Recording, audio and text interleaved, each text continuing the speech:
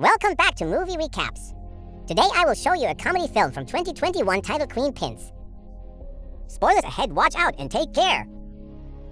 In Phoenix, Arizona, suburban housewife Connie is arrested in the middle of the night at her own house as she gives up without a fight. She remembers how all this got started months ago. Connie is a former 3-time gold medal winning Olympic race walker, but this isn't the kind of thing that makes you rich or famous. Nowadays, she lives with her husband Rick, an IRS auditor she has a very tense relationship with, because they weren't capable of having children. They spent a lot of money on treatments, but sadly, when Connie finally got pregnant, she lost the baby. That's when Rick decided to take a traveling position at work, so he can be away for 3 weeks every month. When he's home, he doesn't treat Connie well, constantly reminding her that she's jobless, that they lost money because she wanted to do multiple treatments. When he was ready to give up after the first one, and scolds her for spending too much money on her obsession with coupons. That bit about an obsession is real. Connie hoards coupons and then buys things in large quantities, putting it all away in the nursery to cover the walls and forget about her loss. The good side of Rick not being around so much is Connie getting the chance to befriend her neighbor Jojo, who has a YouTube channel about saving tips and is coupon obsessed too. She lives with her mother Josie and is having trouble finding work because her identity got stolen not so long ago. In her free time, she flirts with a mailman Earl and sells makeup door to door, which isn't going very well either. Whenever Connie goes to the supermarket, she gives cashier Greg dozens of coupons for her purchase. It holds back the line for a while, but it also means her final ticket goes from over $100 to $16. Connie always likes to say that if you watch the pennies, the dollars will take care of themselves. One afternoon, while putting away the groceries on the shelves, she gets upset when she sees the baby wallpaper among the boxes. So she decides to eat a bunch of cereal as if it could heal her depression. The cereal turns out to be stale, so Connie uses all her courage and her anger to send a complaining email to the cereal company. A few days later, Connie receives a coupon for free cereal in the mail, with a letter from the company apologizing for the stale product. When she goes to the market to exchange it, with a smug attitude, Greg explains she isn't special. All companies will send free coupons to people that complain. This inspires Connie to send a bunch of letters to different manufacturers, even if there wasn't anything wrong with the products, which earns her a huge pile of coupons for free stuff. Connie shows them to Jojo, who is shocked to see such a strategy and even tries to buy a coupon from Connie because it would still be cheaper than the actual price. Her offer makes Connie realize selling stuff she got for free would give her 100 profit, and it would make for a great business. After searching the internet, she discovers that the coupons are made in Mexico, not far from where she lives, so they could go and steal a bunch to resell. Jojo is skeptical at first, but since she's drowning in debt, she accepts to help. Meanwhile, the data loss prevention officer Ken is doing his job at a local market. When a cashier has trouble with a coupon, he checks it out and quickly realizes it's fake.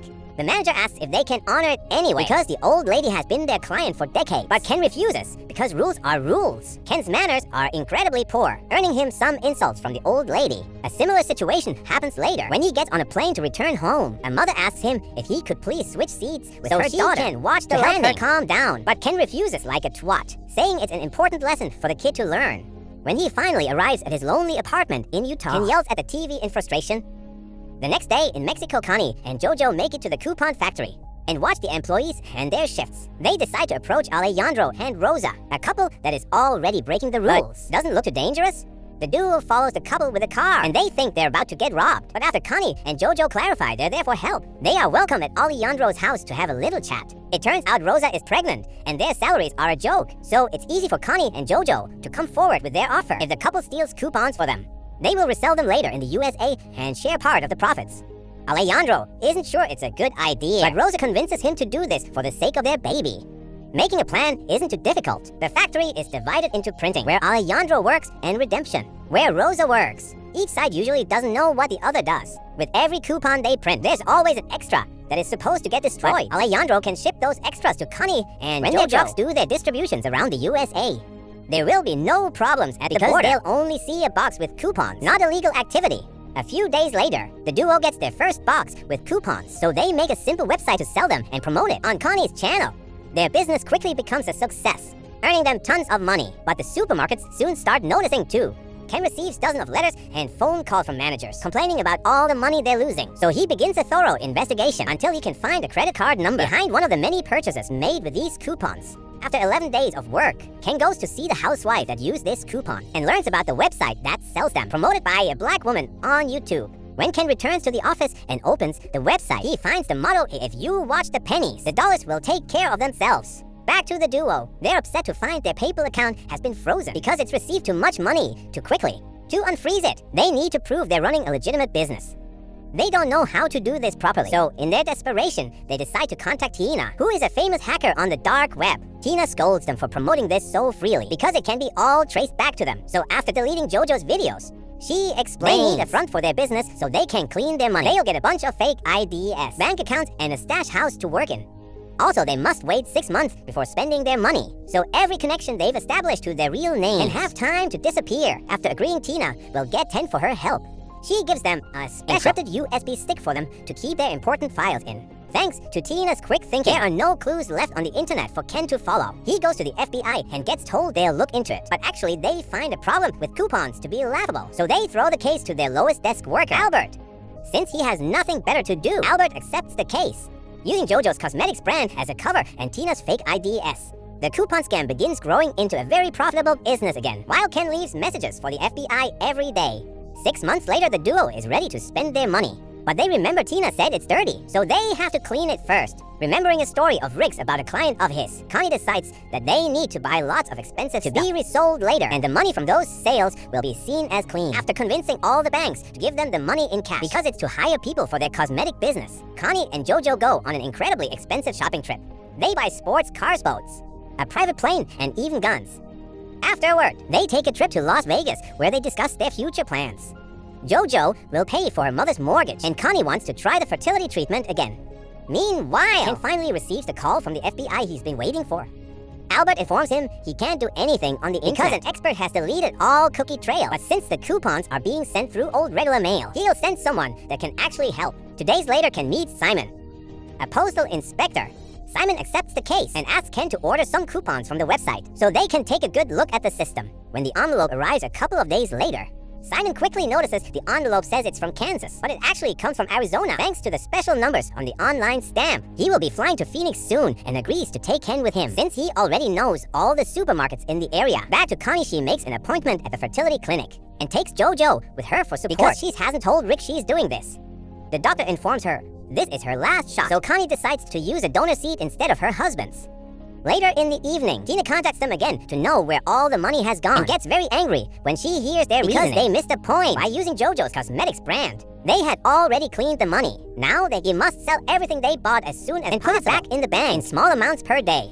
When Rick comes back from his latest business trip, he notices the new TV Connie has bought, so she tells him she's gotten the sales job and that she doesn't use coupons anymore. This greatly pleases Rick, who calls her a new wife, which makes Connie even sure to go through the treatment with a donor. In the meantime, Ken and Simon are interrogating all the cashiers in the area for any clients with coupon obsessions. When they get to Greg, they find the information they need. He doesn't know Connie's name, but he gives them her description and mentions her to Penny's motto, which Ken remembers having seen on the website.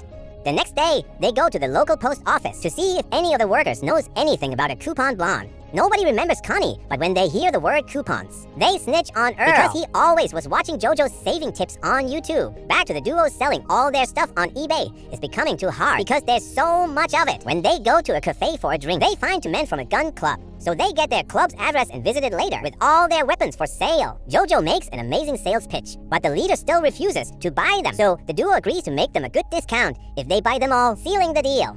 Ken and Simon interrogate Earl in private, but he refuses to give them any information. Once he's released, he goes to JoJo's house. There he leaves her a note in an envelope disguised as regular mail. Among the bills, which Josie takes without understanding how important it is. What Earl doesn't know is that Ken and Simon have followed him there, and now they'll do surveillance outside the house for as long as they need. Night has fallen by the time JoJo comes home, and the men realize this is the black housewife had seen on that YouTube video when JoJo comes out of her car and begins dancing in the middle of her driveway to celebrate the amazing deal she made earlier.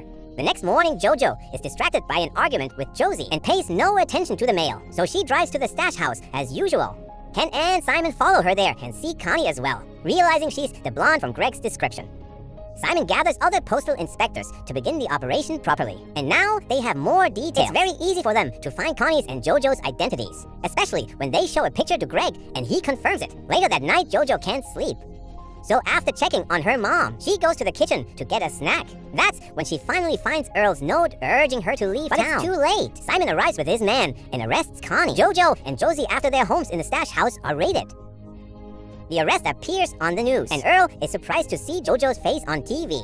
When the interrogations begin, Rick and Josie quickly say they had nothing to do with it and accept to cooperate with the authorities. JoJo tries to play the innocent card and pretend she doesn't know what they're talking about, but they found her videos on her computer. Connie, on the other hand, admits her crime, but she's shocked to hear that they may be facing 40 years to life for fraud. If she takes full responsibility for starting all of it, they'll go easier on JoJo, so Connie accepts the deal.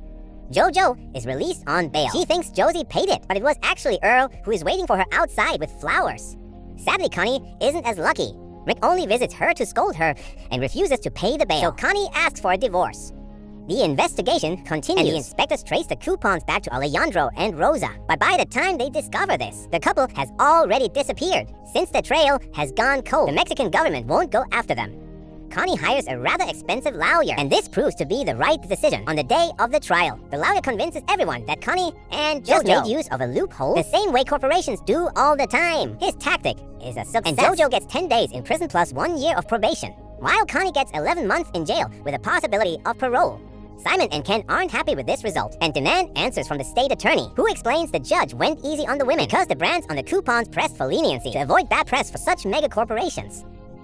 The $80 million this scam cost them as just pocket change. Now the case is over. Simon must leave, but first, he tells Ken he's a good man and he's glad to have worked with him. But he also needs to dial down the attitude a little. As days pass, everyone's lives change. Ken begins being a little nicer, making exceptions for old clients with fake coupons, and finally gathering the courage to make a profile on a dating app. Connie gets the divorce she wanted, and the fertility treatment turns out to be a success, so she spends her months in prison with a big pregnant belly. The authorities take most of the scam's earnings, but luckily they ignore the boxes in the nursery, thinking it's just food, so JoJo gets to rescue those boxes, knowing Connie has been hiding cash in them all along. After getting together with Earl, he and JoJo move to Montenegro, a non-extradition country, to start a new scam under another cosmetics brand, waiting for Connie to come over when she's finally free, so they can work together again. Make sure to subscribe and turn on notifications so you can watch more videos like this. Thanks for watching!